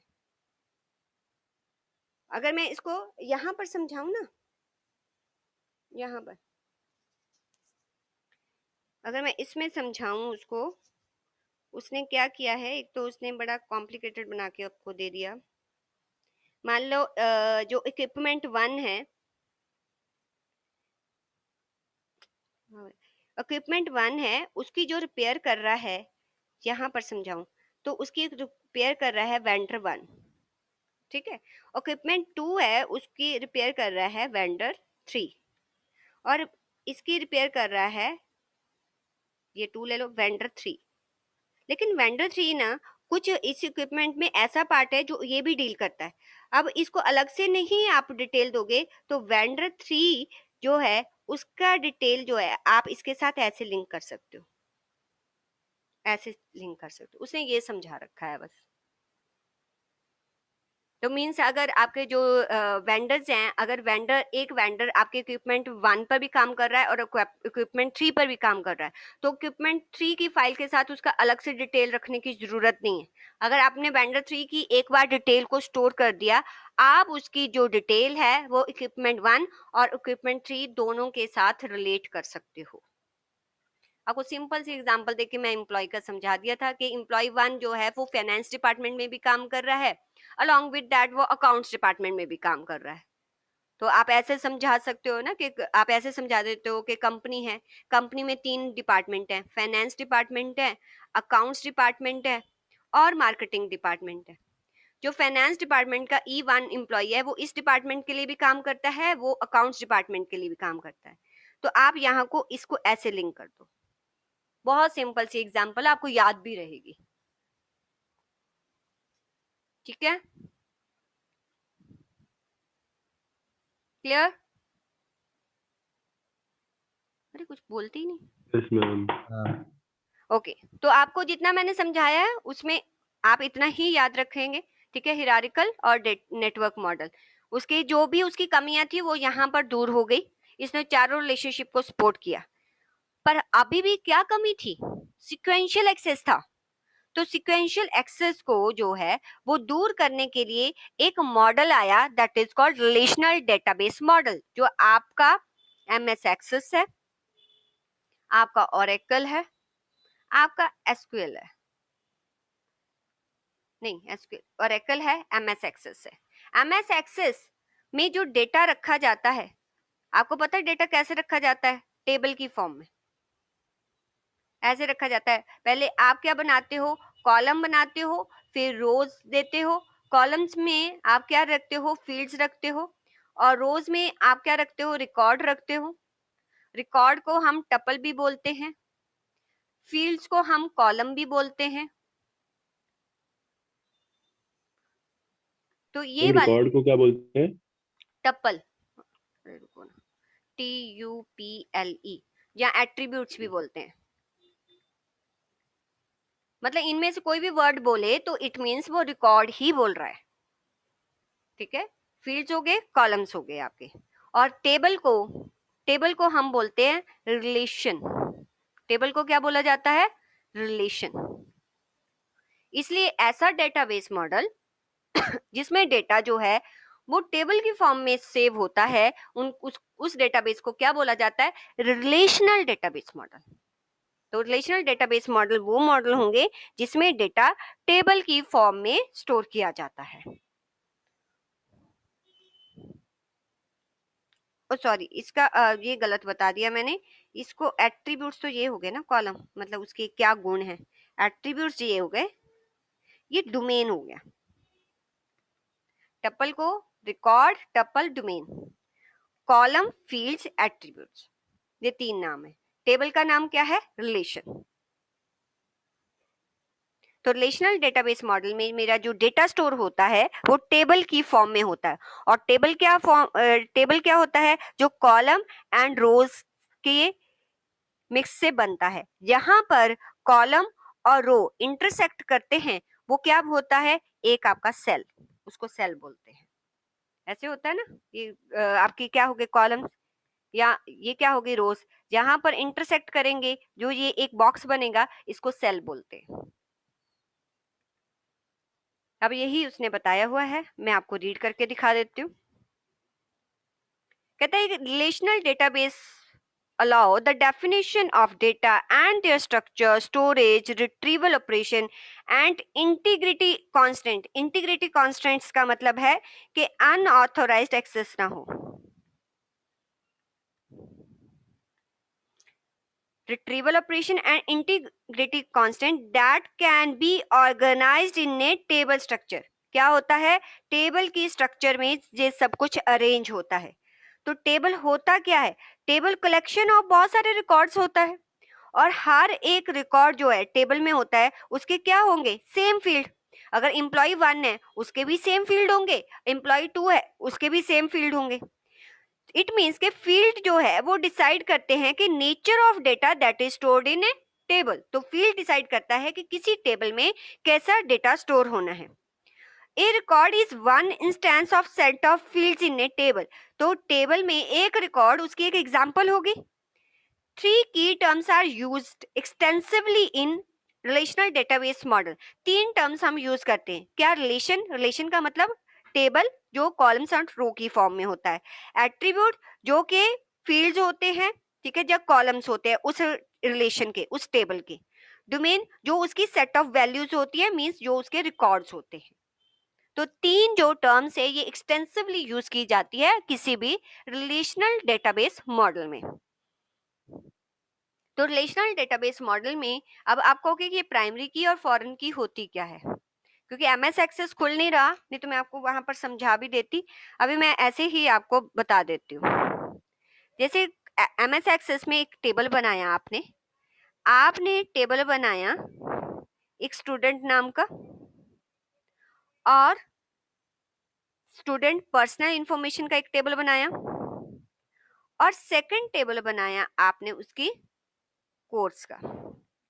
मीन्स हम चाहते हैं कि अगर इस फर्स्ट टेबल में स्टूडेंट अपनी इंफॉर्मेशन फिल करे तभी वो किसी कोर्स को ज्वाइन कर पाए, तो पहले उसको ये वाला टेबल फिल करना पड़ेगा। मीन्स आप वो स्टूडेंट का नेम, स्टूडेंट आईडी होगा जो सिस्टम अपने आप उसको देगा, उसका नेम, उसका एड्रेस, उसका मोबाइल नंबर, ये सारी इंफॉर्मेशन। अब जो ये आईडी होगा, मुझे बताओ क्या ये आईडी यूनिक होना चाहिए? क्या ये आईडी जो है वो ब्लैंक नहीं होना चाहिए? Yes ma'am. ठीक है, यही होना चाहिए ना। मीन स्टूडेंट का आईडी एक तो यूनिक होना चाहिए और कोई भी स्टूडेंट ऐसा नहीं होगा जिसको आईडी ना मिला हो। तो ना तो ये यहाँ पर सेल ब्लैंक होना चाहिए और ना ये जो है वो डुप्लीकेट होना चाहिए। ये दोनों कंडीशन को मीट करने के लिए इस फील्ड पर मैं एक की लगाती हूँ, प्राइमरी की। वो एमएस एक्सेस में एक ऑप्शन होता है, इस पर एक प्राइमरी की जैसे ही मैं लगा दूंगी, वो कभी भी इसमें डेटा जब जाएगा कभी भी ना तो डुप्लीकेट लेगा ना इसको ब्लैंक छोड़ने देगा। अब दूसरे टेबल में अब हम जो है यहाँ पर कोर्स ज्वाइन कर रहे हैं, तो यहाँ पर भी वो कॉमन फील्ड होना चाहिए, आईडी। जैसे ही यहाँ पर कोई स्टूडेंट अपना आईडी सिलेक्ट करता है तो उसके सामने कोर्स की डिटेल आ जाती है कि ये कोर्स है, ये फीस है। तो यहाँ पर वो कोर्स डिसाइड करता है, उसकी फीस, फिर कितनी पे हो गई है वो डेटा रखता है और उसका बैलेंस कितना है उसकी इंफॉर्मेशन यहाँ पर रखेगा। अब जो स्टूडेंट है यहाँ पर कोर्स और फीस बैलेंस उसका तभी आ सकता है जब इसमें जो है डेटा गया हो। तो इट मीन्स मुझे इन दोनों टेबल्स का आपस में रिलेशनशिप देना पड़ेगा। अब मुझे एक बात बताओ कि जब इस टेबल में इंफॉर्मेशन आ रही है, क्या स्टूडेंट को इस टेबल में इंफॉर्मेशन एक बार ही देनी जरूरी है? एक बार ही देगा ना, वो इंस्टीट्यूट को एक बार ही बताएगा ना, भाई मेरा आईडी क्या है, मेरा नेम क्या, एड्रेस है, क्या मोबाइल है, एक बार ही देगा। लेकिन दूसरी बात, इस टेबल में आओ, क्या अब मैंने फीस दे दी, अब मेरा बैलेंस बच गया, जब दूसरी बार मैं बैलेंस दूंगी तो फिर से रिकॉर्ड आएगा ना कि 001 जिसका कोर्स इतना है, फीस इतनी है, अब उसने ये पे कर दिया और उसका बैलेंस नहीं लोगे। मीन्स यहाँ पर बार बार उसका रिकॉर्ड आएगा ना, 001 का बार बार रिकॉर्ड आएगा। तो इट मीन्स यहाँ मैं प्राइमरी की नहीं लगाऊंगी, लेकिन इसमें वही स्टूडेंट आ जा सकता है जिसका रिकॉर्ड यहाँ पर हो। तो इन दोनों को मुझे लिंक करना पड़ेगा। ये देखो, जैसे मैं इन दोनों टेबल्स को लिंक कर दूंगी तो इस पर ऑटोमेटिकली एक की इंस्टॉल हो जाएगी, दैट इज कॉल्ड फॉरेन की। इसको बोलते हैं फॉरेन की। जब प्राइमरी की के साथ हम एक फील्ड को दूसरे फील्ड के साथ लिंक कर देते हैं। अब यहाँ पर जो स्टूडेंट का रिकॉर्ड है, ध्यान से सुनो, यहाँ पर स्टूडेंट का रिकॉर्ड सिर्फ कब आ रहा है? One time. लेकिन यहाँ पर उसका रिकॉर्ड जो है एक से ज्यादा टाइम आ रहा है ना, मैनी। तो रिलेशनशिप क्या बन रहा है? वन टू मैनी, ये है रिलेशनशिप। ठीक है, तो यहाँ प्राइमरी की लगेगी, यहाँ नहीं। तो जब प्राइमरी की किसी नॉन प्राइमरी की फील्ड के साथ लिंक होती है तो दूसरे फील्ड पर क्या लग जाती है? फॉरेन की। अपनी तरफ से कोशिश की है मैंने। देखो, मैं एक्सेस ओपन करके ना एक एग्जांपल देके समझा दूंगी, वहां पर आज एक्सेल ओपन कर लूंगी मैं। ठीक है, थोड़ा बहुत तो समझ आया होगा आकाश? थोड़ी कंफ्यूजन ही हो रही है। कंफ्यूजन हो रही है? 2 मिनट, फिर मुझे 2। देखो ये एक्सेस है, एक्सेस में हमने क्या बनाना है? पहले टेबल बनाना है। तो क्रिएट में आप टेबल में चले जाओ। जैसे ही टेबल आए, अब आपको टेबल के फील्ड देने, कैसे दोगे? यहाँ पर राइट क्लिक करोगे और आप डिजाइन व्यू में जाओगे। टेबल का नेम क्या आपको देना है? यहाँ पर मैं टेबल का नेम दे देती हूँ पर्सनल इंफॉर्मेशन। स्टूडेंट की पर्सनल इंफॉर्मेशन जो है वो इस टेबल में जाएगी। ओके कर दिया मैंने। अब देखो, आपको कोई की दिखाई दे रही है? फर्स्ट इस पे की दिखाई दे रही है? Yes ma'am. ये प्राइमरी की हटा दी मैंने। देखो ये की हट गई ना यहाँ से, ये होती है प्राइमरी की।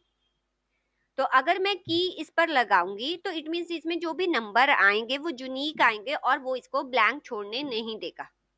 तो जैसे ही मैं इस पर की लगाती हूँ तो वो क्या करेगा? इसको ब्लैंक लीव नहीं करने देगा।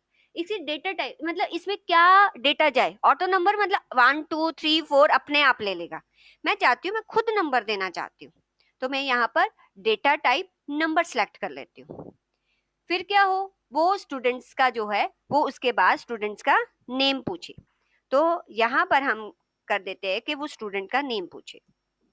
तो मैंने स्टूडेंट नेम दे दिया। अब स्टूडेंट नेम जो है उसकी डेटा टाइप क्या होगी, उसकी डेटा टाइप तो टेक्स्ट ही होगी ना, मैंने टेक्स्ट ले लिया।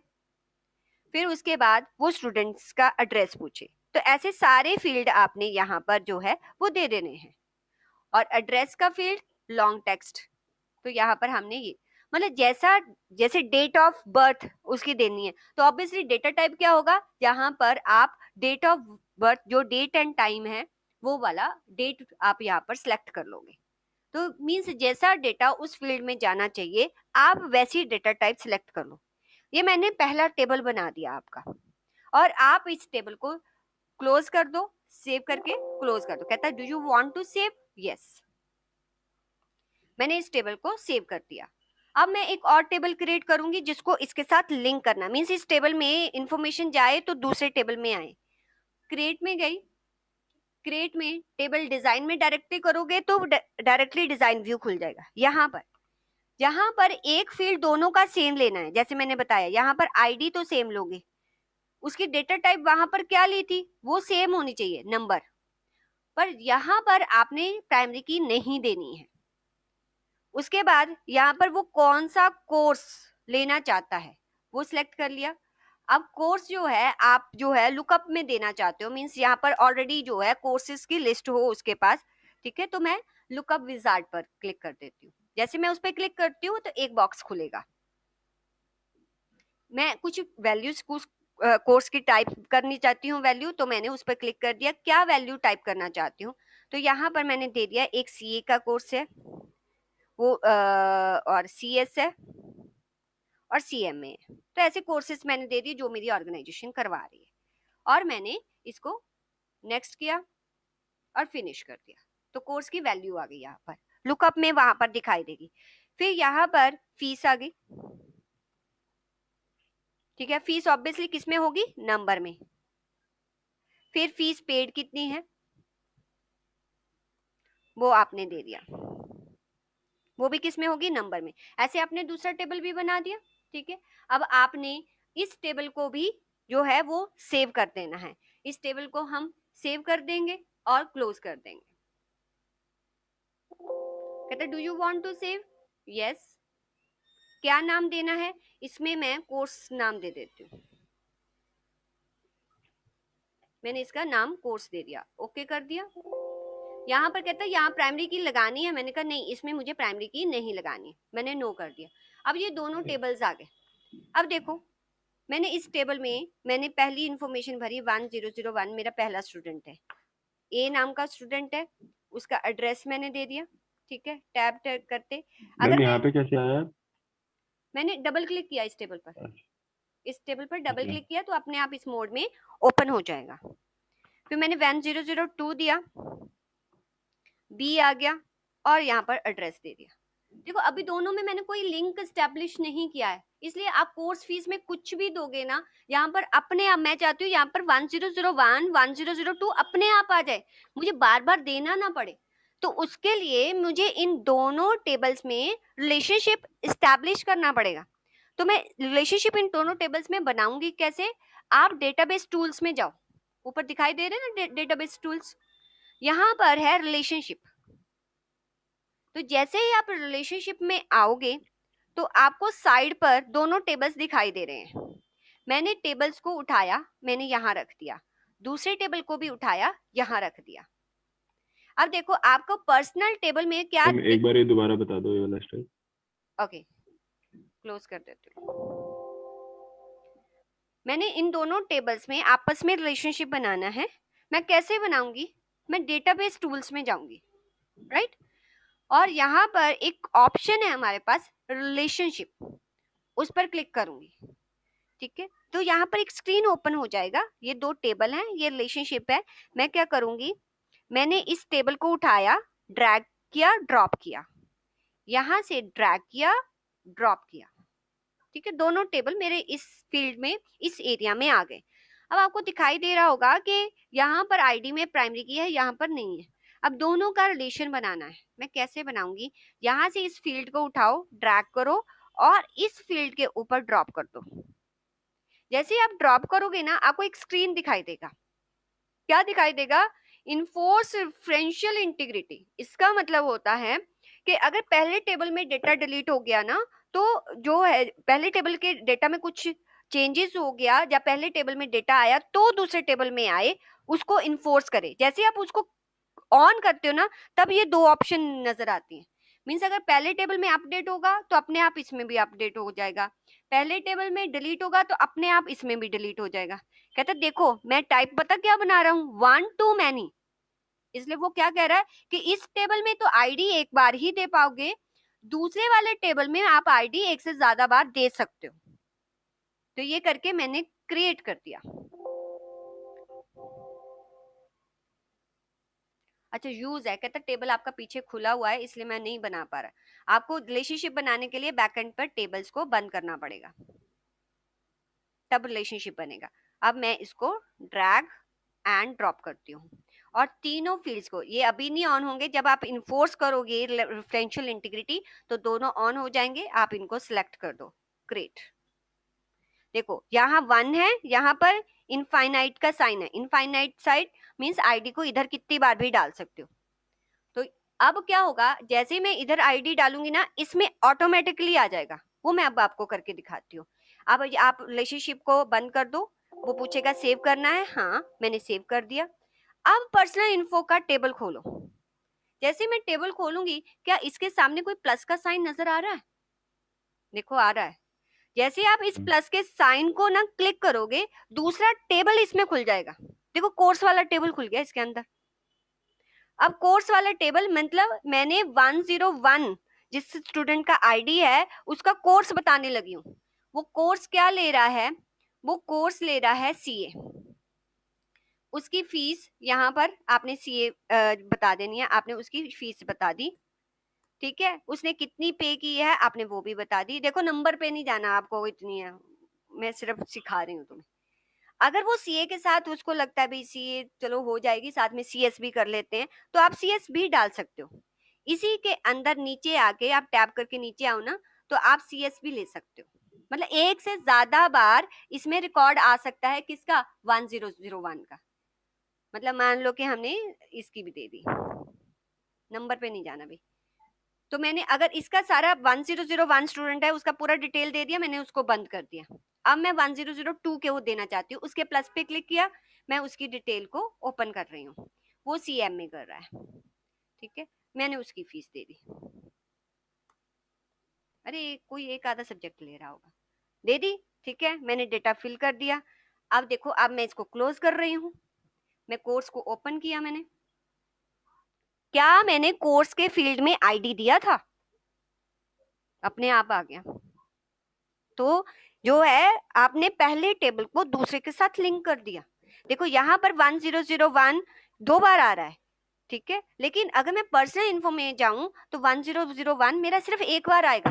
दूसरी बार देख लेते क्या बोलता है, क्या लेने नहीं दे रहा वो 1001।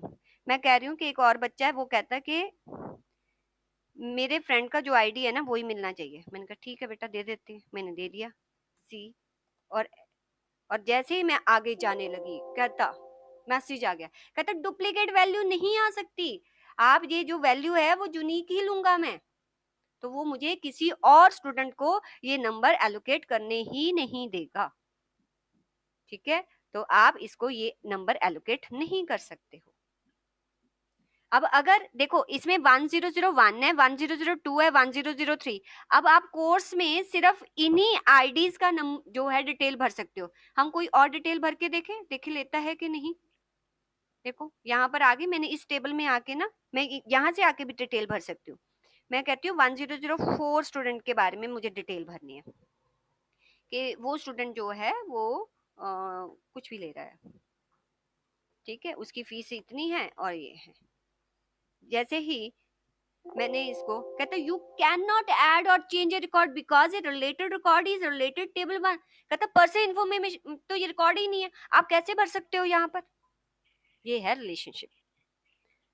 आकाश अब कुछ समझ आ रहा है कैसे बनते हैं? मैम वो हमारे को वैसे प्रैक्टिकल तो चाहिए ही नहीं ना। नहीं नहीं, वो भाई वहां प्राइमरी की फॉरेन की लिखी हुई थी, इसलिए मैंने आपको समझाया। तो प्राइमरी की क्या होती है वो समझाने के लिए, जो प्राइमरी की इस फील्ड पे प्राइमरी की है, प्राइमरी की के साथ जब हम किसी नॉन प्राइमरी की फील्ड को लिंक करते हैं ना, तो इस पे ऑटोमेटिकली क्या लग गई, फॉरेन की। और उनकी ये समझाया मैंने, ठीक है। ठीक है, अब नीचे, ठीक है। क्या कहते हैं अनमोल, वो लिंक तोड़ दो, वो कर दो, ऑफ कर दो। डिस्क हाँ, एनीडस को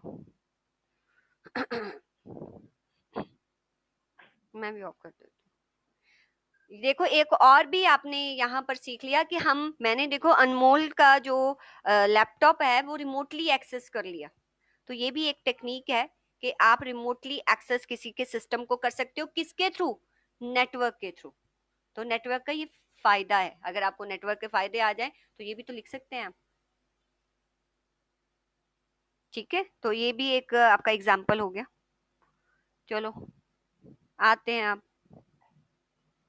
अब प्राइमरी की फॉरेन की यहाँ लिखा हुआ था 2 वर्ड, तो मुझे ये समझाना आपको जरूरी था। अब देखिए कैसे, अभी मैंने टेबल्स बना के दिखाए ना, आपको दिखाई दे रहा है ये आपको? मैम हाँ जी बेटा। हम इसको इन पैराग्राफ्स को जैसे याद कैसे करेंगे? ये तो बिल्कुल ही प्रैक्टिकल चीजें हैं, तो मतलब जब तक हमने करी नहीं है ये तो हम ऐसे याद रख ही नहीं सकते। अब यही तो विडंबना है आईसीएआई की, क्या करें हम, करना पड़ेगा। मतलब अब आपके लिए मैं क्या कर सकती हूँ, आप मुझे बताओ कि क्या प्रैक्टिकल 2-3 सेशन रिकॉर्ड करके दे दूं आपको? देखो करना तो पड़ेगा, ऑप्शन तो है नहीं, क्योंकि जितना भी ईआईएस का बुक है ना वो सारा प्रैक्टिकल के साथ रिलेट है। अब बच्चे ने कभी सॉफ्टवेयर नहीं किया, बट फिर भी आई ट्राई कि मैं आपको एक कंफर्ट जोन में ला पाऊं, मैं आपको वो चीजें सिखा पाऊं। आपको आकाश जो एक्सेस का जितना सिखाया, 1-2 बार आप वो भी प्रैक्टिस करो तो शायद आपको थोड़ा सा ये इजी लगेगा, क्योंकि जितना मैम प्रैक्टिकल यहाँ पर सिखा रही हूँ ना मैं आपको, जो भी बता रही हूँ, जब आपकी आईटीटी ट्रेनिंग होती है वहां ये लोग सिखाते हैं, जबकि उनको ईआईएस के पेपर से पहले वो आईटीटी ट्रेनिंग देनी चाहिए। आकाश ऑप्शन नहीं है बेटा, करना पड़ेगा आपको। हाँ बोलो, अगर आपको लगता है कि मैम ऐसा कुछ और बता दो तो मैं ज्यादा इजीली याद कर पाऊंगा। मैम ये तो मतलब फिर वही है कि जो भी आपको टेबल्स में समझाया, देखते हैं कि वो यही यहाँ पर वही लिखा हुआ है। देखो कहता और relation in relational database have to adhere some basic rule to qualify as a relation. उसको कुछ रूल्स क्वालिफाई करने पड़ते हैं। क्या रूल्स क्वालिफाई करने पड़ते हैं? कहता first, the ordering of column is immaterial in a table.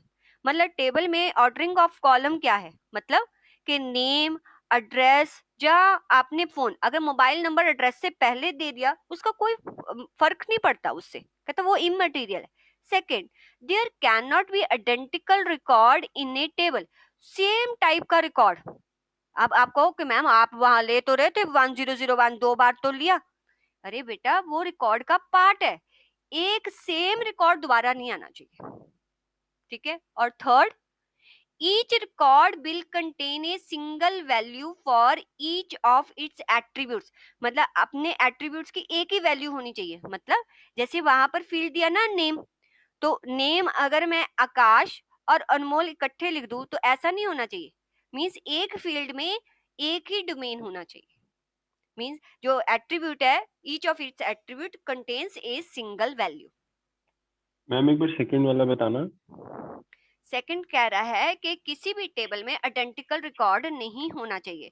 उसका मतलब ये है कि जो मेरा सेकंड टेबल था कोर्स नाम का, उसमें मैं 1001 ले रही थी, मैंने कोर्स भी लिया, सीए लिया, लेकिन जो फीस दी 3 लाख रुपीस दी, और पेड जो है यहाँ पर 1 लाख, फिर दोबारा वो फीस देगा तो 1001, ठीक है। अब वो सीएस भी ले रहा है, सीएस, और यहाँ पर मैंने दी 2 लाख और फीस उसने दी 1 लाख।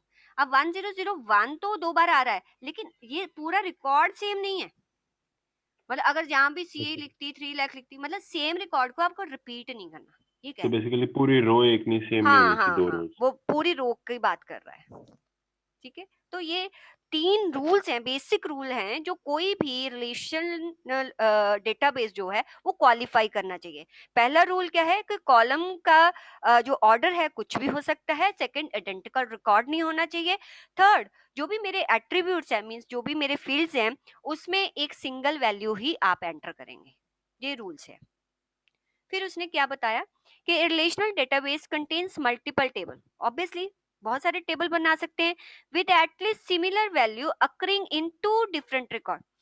2 डिफरेंट रिकॉर्ड्स में सिमिलर वैल्यू अकर हो सकती है। एग्जांपल कि मेरा पहला टेबल क्या था, पर्सनल, दूसरा टेबल क्या था, कोर्स। उसमें एक सिमिलर वैल्यू थी, 1001 इधर भी आ रहा था, 1001 इधर भी आ रहा था। कहता 2 टेबल में सिमिलर वैल्यू जो है अकर हो सकती है। That employees A relationship among those 2 record. वो क्या इम्प्लाई करता है, वो क्या बताता है कि इन दोनों का आपस में कोई ना कोई रिलेशनशिप होगा। All the tables are related by 1 और मोर फील्ड। हम इसको एक रिकॉर्ड फील्ड के साथ भी अटैच कर सकते हैं, एक से ज्यादा फील्ड के साथ भी अटैच कर सकते हैं, so that it is possible to connect the table in a database through the fields they have in common। अगर कोई फील्ड कॉमन होगा ना तो उस डेटाबेस में 2 टेबल्स को आपस में कनेक्ट किया जा सकता है। For each table one of field is identify as primary key. अब एक टेबल में कोई फील्ड ऐसा होना चाहिए जिसपे क्या होनी चाहिए, प्राइमरी की। अगर प्राइमरी की नहीं होगी ना तो आप जो है रिलेशनशिप एक्सेस में नहीं बना पाओगे। Which is a unique identifier. फिर उसने एग्जांपल दी है कि प्राइमरी की क्या होता है, ये यूनिक आइडेंटिफायर होता है फॉर ईच रिकॉर्ड, जो कि उस रिकॉर्ड का एक यूनिक आइडेंटिफायर मींस वो वाला रिकॉर्ड एक बार ही आ सकता है। Keys are commonly use to join और कंबाइन डेटा फ्रॉम 2 और मोर टेबल। की को हम क्यों यूज करते हैं, किसी 2 टेबल को आपस में ज्वाइन करने के लिए। if the primary key of one table is used to another table to access the former।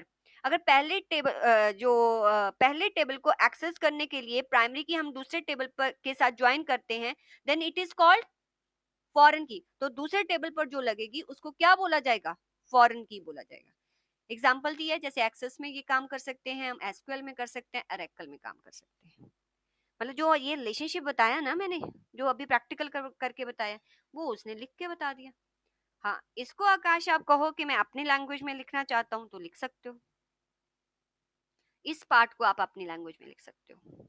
ठीक है, फिर उसने एग्जाम्पल बताई है, आप ये एग्जाम्पल ना करके आप मेरी वाली एग्जाम्पल भी कोड कर सकते हो।